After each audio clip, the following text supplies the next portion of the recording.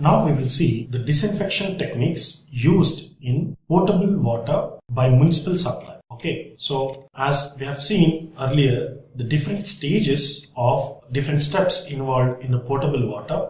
Now we will see with the separate heading, disinfection techniques of potable water. As we know that the potable water should be void of disease causing microorganisms. So in this disinfection technique, we will remove all the microorganisms in a drinking water. So we have by various means it can be done. The main processes are the first one, addition of chlorine, or we can say, and the second one, it is ozonization, that is the addition of ozone to the water, ozonization, and the third one by UV radiation. By these three means, the municipal water supply will be disinfected by using these techniques. If you see, the addition of chlorine is the most frequently used and most effective way, and it is most economical also. In large scale usage of the water for the municipal supply, the chlorination will be used, or the addition of chlorine will be used, because the availability of the chlorine by the various means is cheaper and economically it is feasible. Whereas in case of ozonization, or the addition of ozone, is much costlier, and the ozone in the market will also cost you, it is most costlier. And by the UV radiation, it is not feasible for the municipal water supply, but rather the UV radiation can kill the microorganisms most effectively. Hope in our home also the RO water filters will contain the reverse osmosis technique as well as the UV radiation technique. Now we will see one by one. First, the chlorination technique can be done in various means. In this, the first one is by using liquid chlorine or chlorine gas. The second one is the most important one, addition of bleaching powder.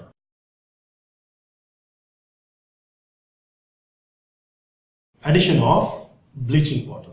The addition of bleaching powder is the most cheapest way for the disinfection technique used in the various countries, not only in India, in various countries. And C is addition of chloramines. The chloramine ClNH2 is also used for the disinfection technique. Bleaching powder is COOCl2 and the chlorine gas. We will see one by one, and how it will be added and how it will be used. We will see one by one. The first one is the A, liquid chlorine or chlorine gas. Even we can say it as chlorine foam. Even we can say it as chlorine foam.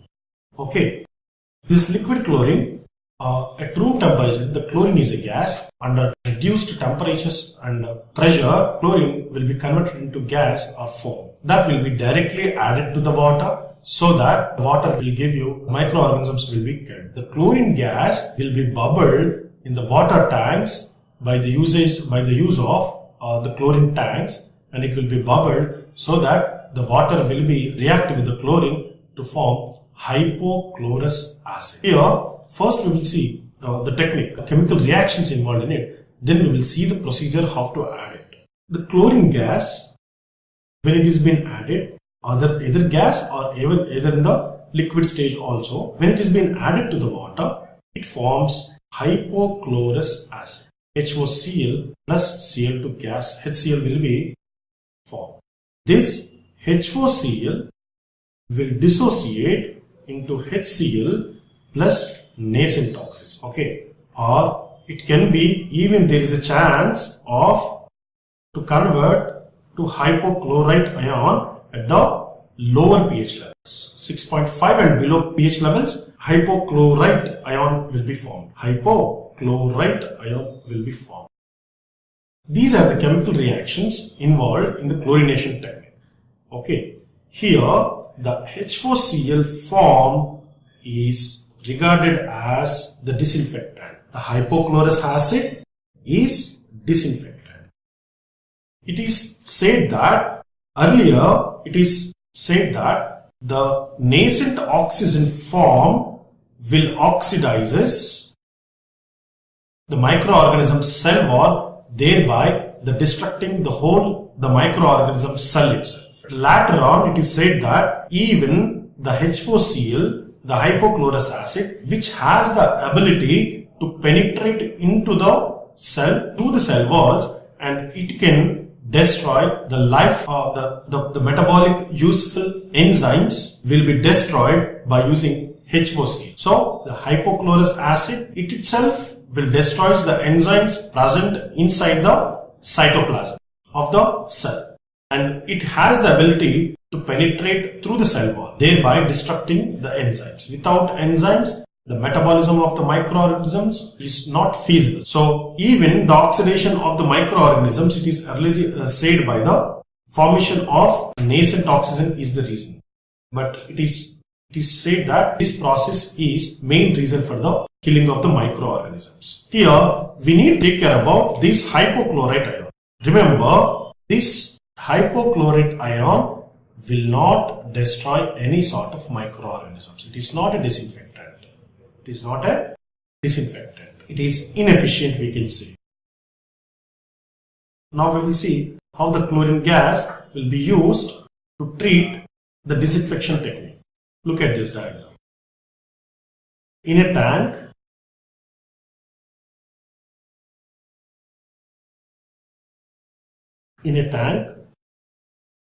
raw water will be sent in this way, and the chlorine gas will be sent through this way. And in between, the baffle planes will be there, where the mixing of water with the chlorine will be formed. The raw water will be mixed with the chlorine in this way. These two are sent as inlets in a different sites, and in the chlorination tank, the water will be mixed with the chlorine, and from the bottom, the pure water which are void of microorganisms, or we can say it as sterilized water. Sterilized water will be collected at the bottom. In this way, the chlorination will be done by using either liquid chlorine or chlorine gas. Remember, the residual chlorine is only the reason. The residual chlorine is only the reason for the killing of microorganisms. The residual chlorine. Okay. Now we will see the bleaching powder. The usage of bleaching powder in the water. Bleaching powder is CaOCl2. Okay, this is CaOCl2. When mixed with the water, it forms calcium hydroxide plus Cl2 gas. And this Cl2 gas will combine with the water to form HOCl again. And this HOCl is disinfectant, or higher pH levels, this HOCl will act as disinfectant. Okay, in this way the bleaching powder will be added. The advantages of bleaching powder is the bleaching powder is very cheap and it can be available in the market. Okay, and this adding the bleaching powder is very easy technique, and but while adding this bleaching powder, we need to calculate the percentage of the microorganisms, and accordingly we should proceed. The main disadvantage of this addition of bleaching powder is the formation of calcium hydroxide, which increases the hardness of water. So the addition of bleaching powder will increases the hardness of water. Okay, the questions may be in this way. In case of multiple choice questions in your exam point of view, which of the following will increases the hardness of water in disinfection technique of potable water? The answers they may give you: the chlorine, chlorine gas, chloramine, or bleaching powder. The answer should be the bleaching powder. Okay, now we will see addition of chloramine. The formula of chloramine is ClNH2. When addition of chloramine is the most effective way in the part of chlorination, because chloramine will persist in the water for so long time.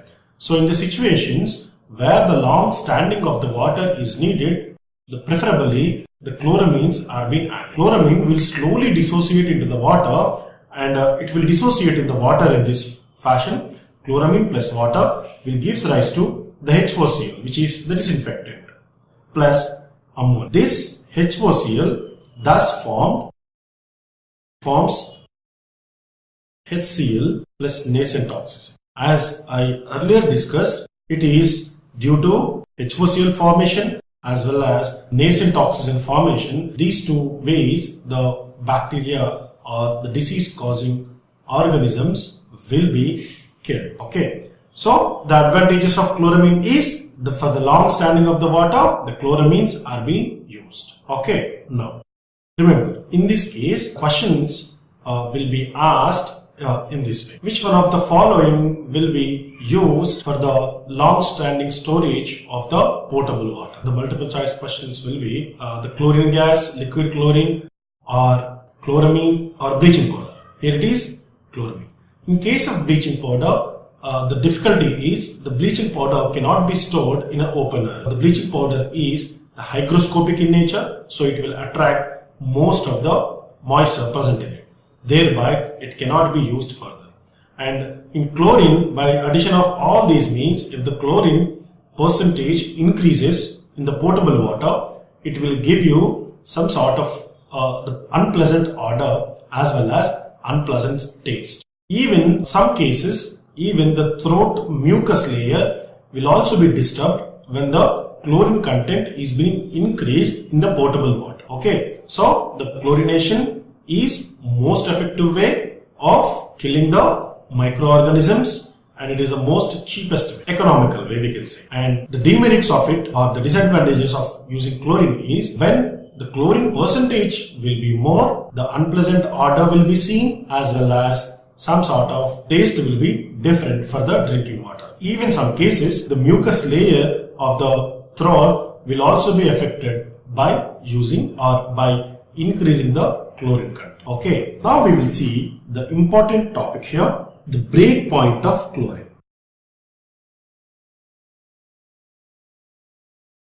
Break point of C. Remember, whenever in various means, whenever the chlorine is being added into the water, the hypochlorous acid immediately it is not formed, because the calculated amount of chlorine will be added first, and we should calculate the chlorine with respect to the break point of that particular water. Okay, when the chlorine is being added to the water, first it will try to oxidize whatever the organic content is present in the water, that will be oxidized by the chlorine. Okay, so the water should not contain any sort of organic traces, but it is impossible to do that because on long standing some sort of organic contents will be mixed with the drinking water, like traces of oil or the leaf, the humus layers of the leaf will be added to the water. So the chlorine will first oxidizes the organic contents, then thereafter, if at all any sort of traces of ammonia is present inside this potable water, the chlorine will be utilized to form the chloramines. The chlorine will be utilized to form the chloramines. Okay, so the chloramine, after formation of the chloramine, then further addition of the chlorine will lead to the destruction of chloramine. Earlier, the organic contents will be oxidized, then the chlorine will be utilized to form the chloramines, because any traces of the ammonia, if it is present, it will be used to form chloramines. Thereafter, further addition of chlorine will lead to the destruction of chloramines. Okay, thereby, after destruction of this chloramine, whenever if we add the excess of chlorine, that excess of chlorine will be called as the residual chlorine or the free chlorine, which in turn will kill the microorganisms. Did you get it? So the chlorine will be added by using the break point of chlorine. I will draw a graph to make you to understand how this break point of chlorine will be seen. If you see the residual chlorine percentage on the y-axis and the chlorine dosage on the x-axis, the graph starts in this. This point is the break. At first, I said you, till this point, the chlorine will be utilized for the oxidation of various substances, organic as well as the other substances which are present here. Oxidation of organic substances will be done in this amount of chlorine. Thereafter, further addition of chlorine will leads to the formation of chloramines, that is ClNH2. After, if you add furthermore, it will be the destruction of chloramines will happen. Destructions of chloramines will be happen, and thereafter the appearance of the free chlorine will be started. So it is important to note that let's take it as 1, it is 2, stage 3 and stage 4, or even we can say the amounts. Okay, so when you add chlorine, it should not be less than the break point and it should not be much more than the break point.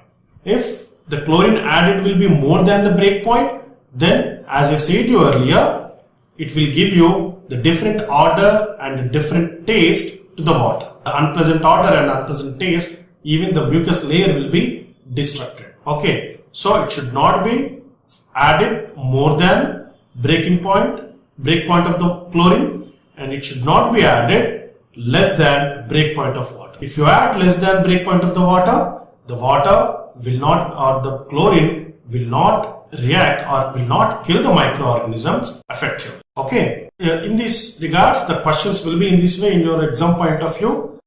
In your 2 and 3 marks questions in your external exam, directly discuss about the break point of chlorine will be given, or even in your multiple choice questions, which one of the following is true with respect to the break point of chlorine. Okay, the potable water will be added less than break point.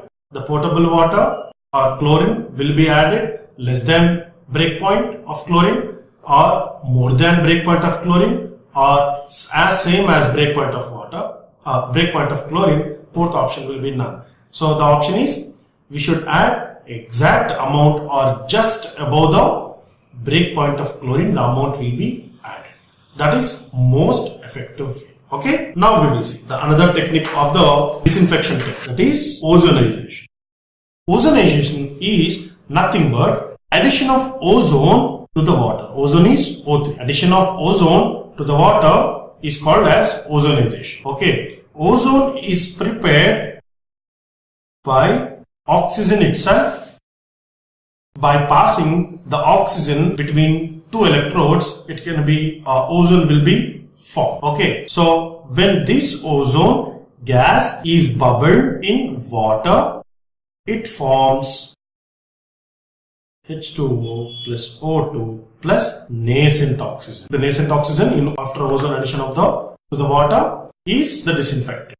Okay, with respect to the ozone, because it is very costlier, it cannot be used in the municipal water treatment. Rather than this ozone is used in the laboratory purpose for the preparation of pharmaceutical medicines, for the preparation of any injections or saline water. This ozonization technique will be used because it is most effective way. Okay, right. Now we will see the UV radiation.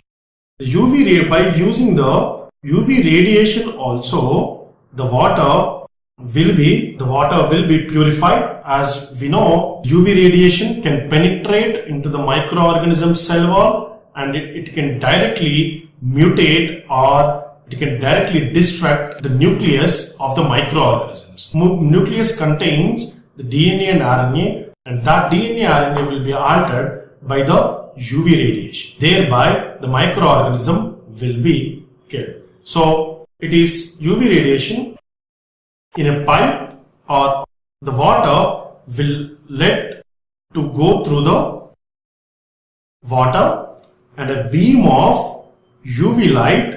This is the source of UV light, and the water will be passed.